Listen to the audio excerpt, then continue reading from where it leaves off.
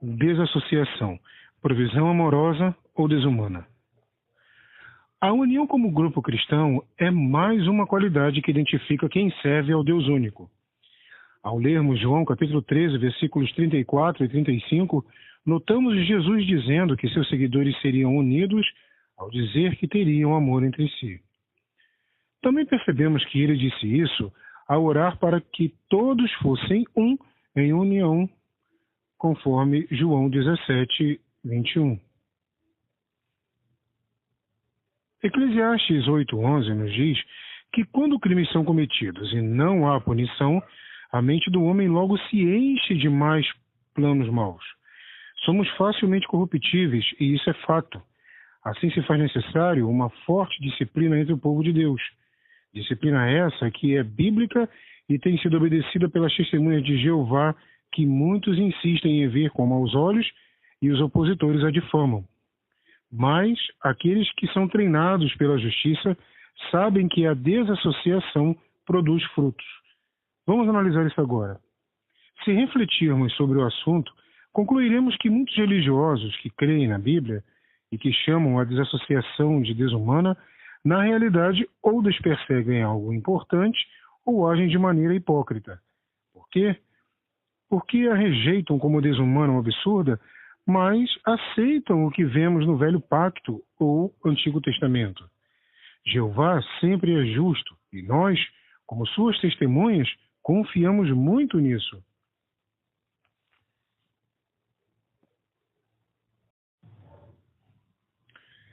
Sabemos que tudo o que foi registrado é digno de nossa confiança, mesmo quando um relato é difícil de compreender. Sabemos que Jeová sempre age de maneira justa e sábia. Assim, muitas pessoas que criticam a desassociação parecem não levar em conta a maneira de Jeová tratar transgressores no Antigo Pacto. Em alguns casos, a penalidade era a morte. Hoje, Jeová pede apenas que cortemos relações com transgressores não arrependidos, bem como repudiadores públicos do caminho da verdade. 1 Coríntios capítulo 5, versículos de 9 a 11 diz: Eu lhes escrevi na minha primeira carta que parassem de ter convivência com os que praticam imoralidade sexual. Não querendo dizer toda a convivência com as pessoas deste mundo que praticam imoralidade sexual, ou com os gananciosos, com os extorsores, ou com os idólatras. Nesse caso, vocês teriam realmente de sair do mundo. Mas eu lhes escrevo agora para que parem de ter convivência com qualquer um que se chame irmão, mas que pratique a imoralidade sexual, ou que seja ganancioso, idólatra, injuriador, beberrão ou extorsor. Nem sequer comam com tal homem. E segundo João 9 a 11, complementa: Todo aquele que vai além dos ensinos do Cristo e não permanece neles, não tem Deus. Quem permanece nesses ensinamentos é quem tem tanto o Pai como o Filho. Se alguém vier a vocês e não trouxer esses ensinamentos, não o recebam na sua casa, nem o cumprimentem, pois quem o cumprimenta participa nas suas obras mais. Devemos nos lembrar que tais pessoas poderão ser aceitas de volta caso abandonem o seu proceder pecaminoso. Pelo Velho Pacto, um jovem foi morto por apedrejamento pelo simples fato de catar lenha no sábado. Leia isso, por favor, em Números, capítulo 32, versículos 32 ao 36. O que seria então mais brando? Você, meu caro crítico das testemunhas de Jeová, em qual situação você se sentiria melhor se fosse um ente querido de tal homem?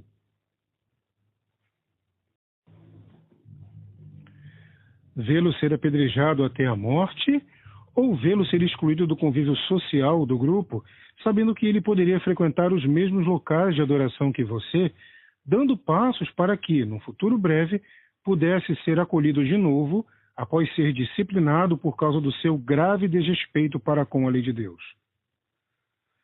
Não fica deste modo claro que Deus, no novo pacto, impõe uma disciplina menos desumana, como gostam de dizer, ou mais fácil de pôr em prática?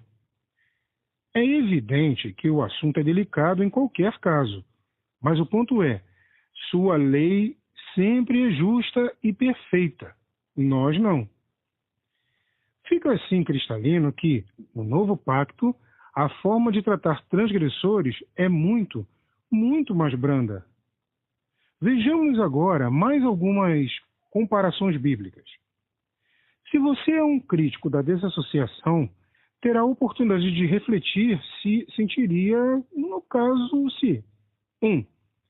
Se Deus lhe ordenasse que não derramasse uma lágrima por seus filhos recém-mortos por fogo, porque esses filhos descumpriram as ordens divinas e desonraram o serviço sagrado. Isso pode ser visto em Levítico capítulo 10, versículos do 1 ao 7. 2. Se sua esposa, uma boa mulher, que estava para ser livrada com você de algo terrível, fosse transformada em uma estátua de sal simplesmente por olhar para trás. Isso pode ser lido em Gênesis capítulo 19, versículo 26. 3. E se Deus lhe desse uma ordem, como a contida em Êxodo capítulo 32, versículos 27 ao 28? Esse texto diz, segundo a Bíblia Almeida Revisada: Então lhes disse: Assim diz o Senhor, o Deus de Israel: Cada um põe a sua espada sobre a coxa, e passai e tornai pelo arraial de porta em porta, e mate cada um a seu irmão, e cada um a seu amigo, e cada um a seu vizinho. E os filhos de Levi fizeram conforme a palavra de Moisés. E caíram do povo naquele dia cerca de 3.000 homens. Então, o que diria, meu caro crítico? Se disser que sim, que aceitaria tudo isso, que é bom e justo, então responda: a desassociação seria desumana para você? E o que foi dito aqui, não? Essa comparação não necessita que se acredite que a desassociação é bíblica, porque os críticos a entendem como primariamente cruel e desumana, independentemente de ser uma ordem contida nas Escrituras. Por outro lado, mesmo que haja uma mudança no entendimento e se compreenda que é uma doutrina bíblica, deixaria de ser desumana? Ou é desumana ou não é. Mesmo que o crítico não encare a desassociação como desumana, isso não anula a comparação, porque os que julgam dessa maneira a fazem independentemente da origem dela. Desse modo, pode-se perguntar: como pode o ato de cessar de falar com alguém, para que essa pessoa até mesmo caia em si e retorne ao caminho correto, abandonando sua conduta e podendo assim viver pela eternidade, ser algo desumano? O que vimos há pouco, não? Na verdade, nada disso é desumano, pois Jeová é sábio, soberano, juiz de toda a terra e tem o direito pleno de aplicar suas sanções ou punições. Os meios pelos quais o Senhor Jeová escolhe lidar com os transgressores certamente são os mais justos, e na era cristã é a desassociação, excomunhão ou expulsão. O termo usado é o de menor importância, até porque muitas formas antigas de disciplina, como as mostradas na Bíblia, seriam impossíveis de ser postas em prática na sociedade em que vivemos, embora não se possa dizer que ainda seria assim, caso fosse possível. Que isso fique claro. Então, teria de ser uma sociedade teocrática cristã, mas os cristãos hoje estão espalhados por toda a terra. Por isso, Jeová, em sua infinita sabedoria, instituiu a desassociação que, mesmo sendo mal vista e atacada em muitos lugares, é perfeitamente possível ser colocada em prática pelo seu povo. É por isso que a desassociação dá fruto em nossa organização. Ela protege o nome santo do Deus do vitupério, os membros de más companhias e ainda pode fazer com que o pecador abandone sua má conduta. Quem não tem coragem de a aplicar, perde a chance de ter uma adoração realmente conduzida por Deus. Nenhuma disciplina parece no momento ser motivo de alegria, mas sim de pesar. No entanto, depois dá frutos pacíficos, a saber, a justiça aos que têm sido treinados por ela, diz Hebreus capítulo 12, versículo 11. Vê-se isso se cumprir entre as testemunhas de Jeová. O fato de milhares, a maioria dos expulsos, retornarem todos os anos, por si só é evidência de que a disciplina funciona e refuta alguns que não conseguem retornar e passam a atacá-la. A desassociação é uma das amostras de que colocamos Jeová acima de tudo. E nossa fé não é apenas da boca para fora, que não seguimos a Bíblia apenas quando é conveniente. Na verdade, esta ordem bíblica tem convencido alguns, desde quando tomam conhecimento dela, que a organização de Jeová é a única que realmente segue a Bíblia. Por isso, é bom refletir porque ninguém mais tem coragem de colocar isso em prática. Essa ordem, junto com a ordem bíblica de não usar sangue, em Atos capítulo 15, versículos 28 e 29, são as que mais fazem as pessoas rejeitarem a organização de Jeová quando tomam conhecimento delas, porque o mundo não compreende ou não quer adotar tais condutas teocráticas, o que seria esperado sabendo-se qual a condição e origem do pensamento coletivo do mundo. Como isso ajuda a provar a sinceridade? Se nossa organização fosse liderada por homens ávidos por ter mais adeptos e mais contribuições, bastaria remover essas duas leis. Isso é uma questão de lógica.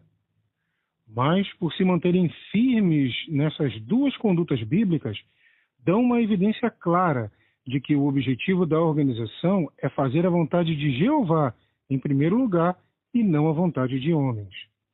Jeová está sempre em primeiro lugar entre o seu povo, isso é claro.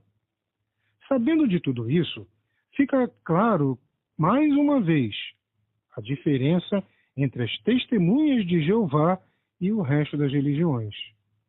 É muito fácil jogar pedra quando não se tem coragem de aplicar o mesmo. Os adeptos das religiões, em geral, pecam à vontade, sem que tenham grandes consequências.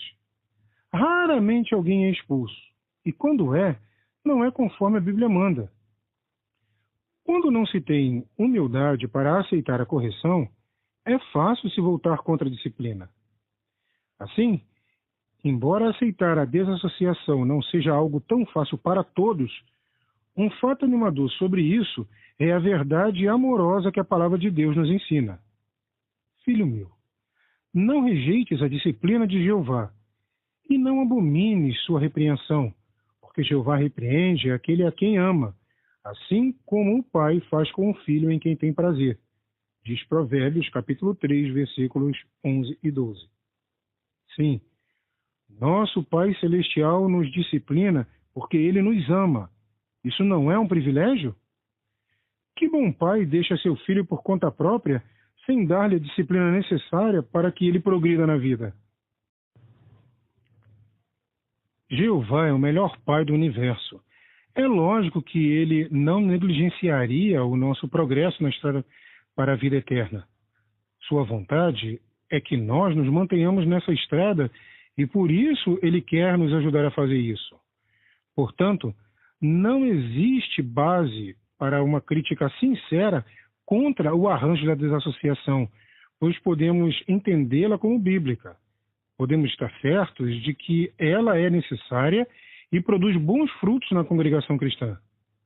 Que Jeová nos dê cada vez mais humildade, coragem, sabedoria para aplicar o que diz sua palavra. E assim, possamos permanecer no amor de Deus.